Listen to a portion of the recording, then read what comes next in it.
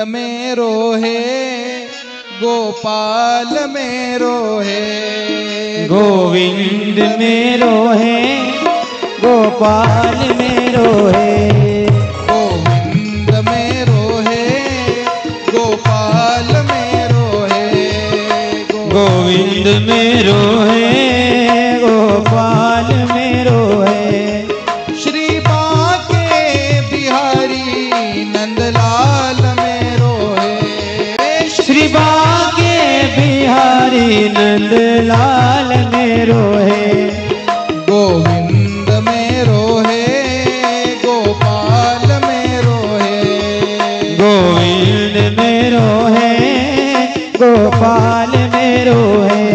बड़े भाव के साथ में तालियों की सेवा करते हैं।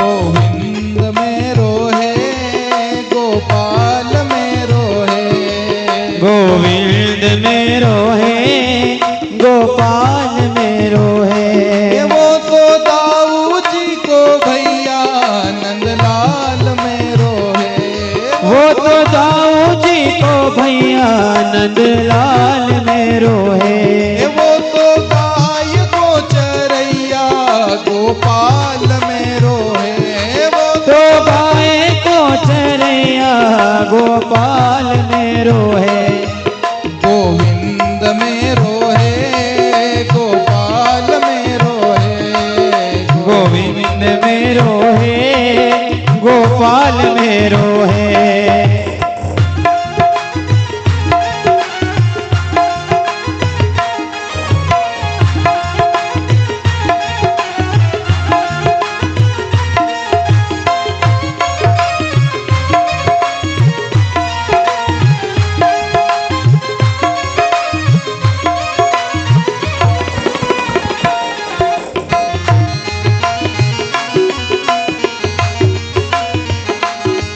हो गोविंद बोलो प्रेम से गोपाल बोलो रे, गोविंद बोलो प्रेम से गोपाल बोलो रे, हे गोविंद बोलो प्रेम से गोपाल बोलो रे, ओ गोविंद बोलो प्रेम से गोपाल बोलो रे, हे गोविंद बोलो प्रेम से गोपाल बोलो रे, गोविंद बोलो प्रेम से गोपाल बोलो रे, हे गोविंद बोलो प्रेम से गोपाल बोलो रे, गोविंद बोलो प्रेम से गोपाल बोलो रे। हरि बोल।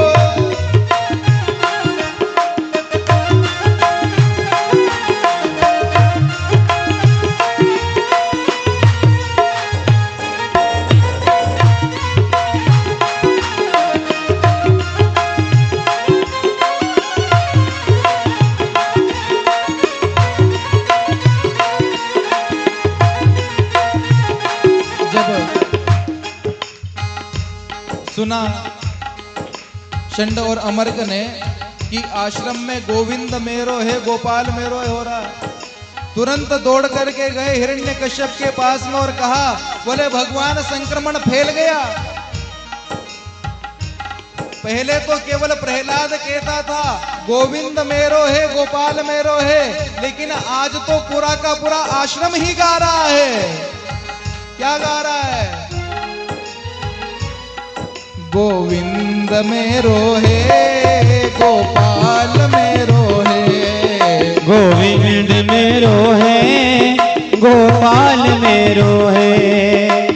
अच्छा आप सभी भी आश्रम में ही हो ना? आवाज तो आ नहीं रही, एक बार गा के दिखाओ। गोविंद मेरो गोविंद मेरो श्री बांके बिहारी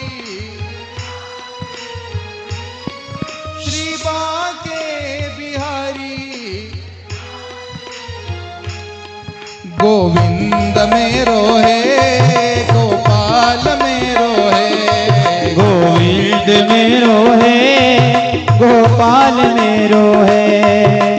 जैसे हिरण्यकश्यप को पता लगा, हिरण्यकश्यप दौड़ करके आश्रम में गया।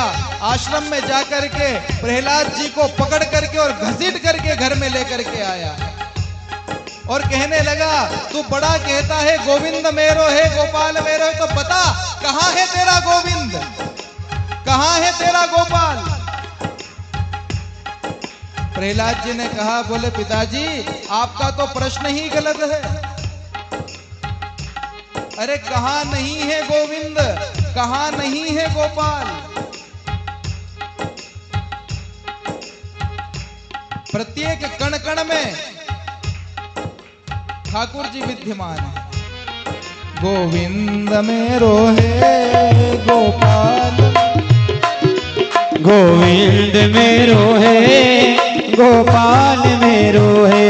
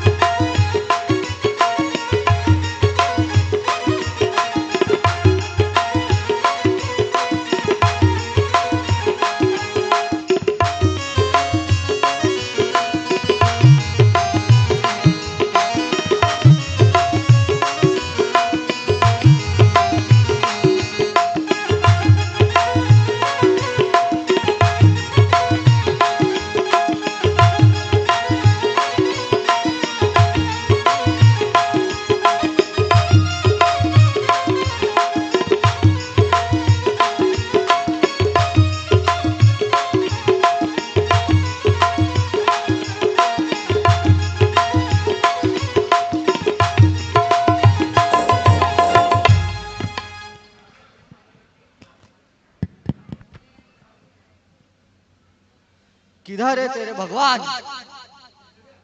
इधर? कहाँ है? कहाँ है? इसमें? कहाँ है? इधर? कहाँ है? इधर? कहाँ है? कहाँ है तेरे भगवान? वो आएंगे तेरे को बचाने। आ तो रे नहीं। इधर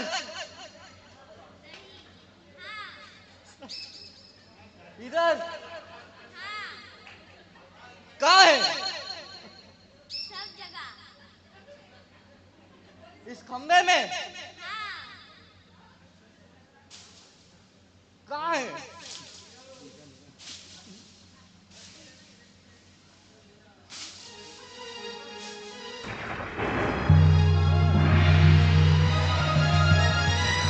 बोले श्री नरसिंह भगवान की जय। जब हिरण्यकश्यप ने पूछा कहां है तेरा भगवान, प्रहलाद जी ने कहा कि हर जगह पर विद्यमान है। तो पूछा क्या इस खंबे में तेरा भगवान है? प्रहलाद जी ने कहा कि अगर सब जगह है तो खंबे में क्यों नहीं है? जैसे ही हिरण्यकश्यप ने खंबे के अंदर जैसे ही अपनी मुष्टिका का प्रहार करा, गगड़ गड़गड़ानो खंब फाट्यो चरचरानो, निक्स्यो नरनाहर को रूप अति भयानक है। चचर चर चरचरावे नखन जीभ लपलपावे, निक्स्यो स्वरूप मानो अंग जात खानो है। उसी खंबे के अंदर से नरसिंह भगवान प्रकट हो गए। बोले नरसिंह भगवान की। मध्याह्न 12 बजे नरसिंह भगवान का प्राकट्य हुआ। दिन भर हिरण्यकश्यप के साथ में प्रभु खेल खेलते रहे, लेकिन जैसे ही संध्या का समय आया, हिरण्यकश्यप को पकड़ के जकड़ के गोदी में रख करके जैसे ही उसके उदर को विदीर्ण करने लगे, हिरण्यकश्यप ने कहा, बोले आप मुझे ऐसे नहीं मार सकते, मुझे वरदान प्राप्त है।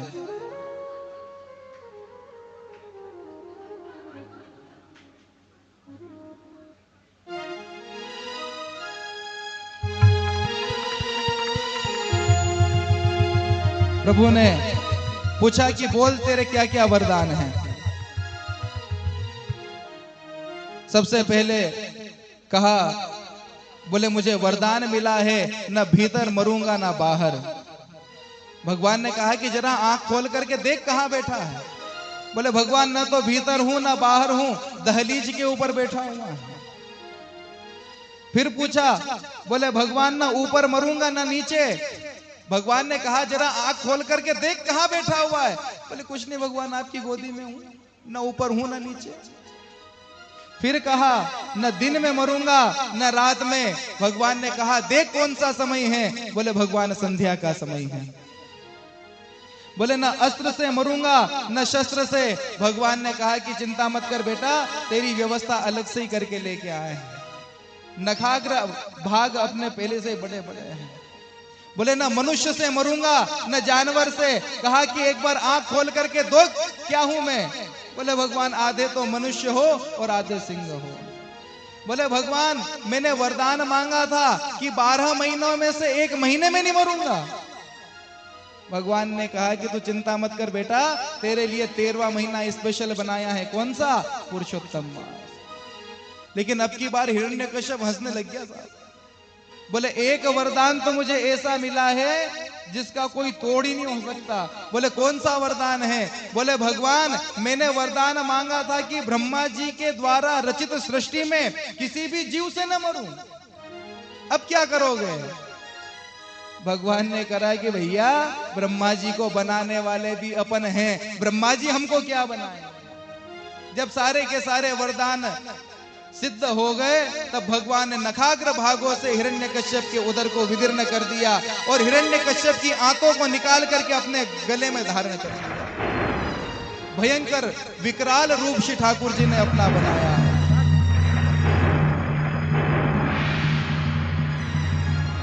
सारे के सारे देवता डर करके और भाग गए।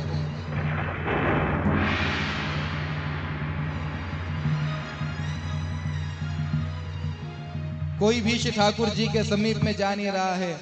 तभी लक्ष्मी जी के पास में गए और कहा, बोले माता जी आपके पति थोड़े ज्यादा क्रोध में हैं, चल करके मना लो।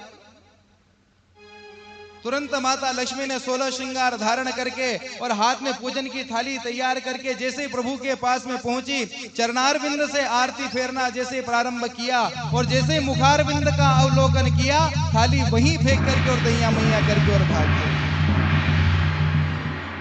तभी सभी देवताओं ने मिलकर के और प्रहलाद जी को आगे किया। बोले बेटा प्रहलाद अब तू ही जा, तू ही श्री ठाकुर जी को मना सकता है। तुरंत प्रहलाद जी गए और जाकर के नरसिंह भगवान के सामने खड़े हुए। तुरंत नरसिंह भगवान ने अपनी गोदी में बिठा लिया। गोदी में बिठा करके भगवान प्रहलाद जी का गाल चाटने लग गए।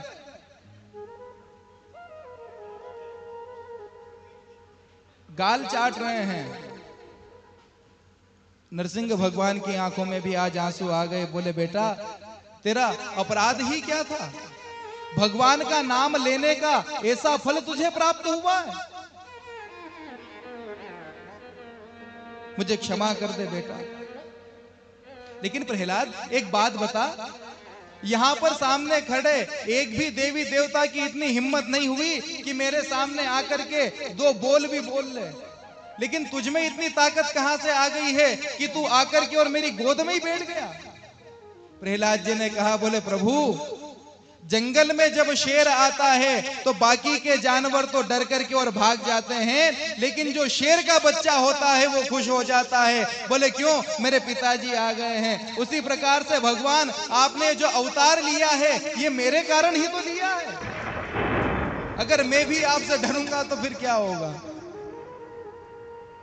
बोले प्रहलाद मांग तुझे क्या चाहिए? प्रहलाद ने कहा, बोले प्रभु आज मुझे कुछ नहीं चाहिए, बोले नहीं नहीं प्रहलाद, कुछ तो मांगना पड़ेगा। बोले प्रभु आपको देना है तो बस इतना दे दीजिए कि मेरे अंदर कभी मांगने की इच्छा ही पैदा ना हो। जब ऐसी बात सुनी तो प्रभु ने प्रहलाद जी को एक मनवंतर का राज्य सौंपा है।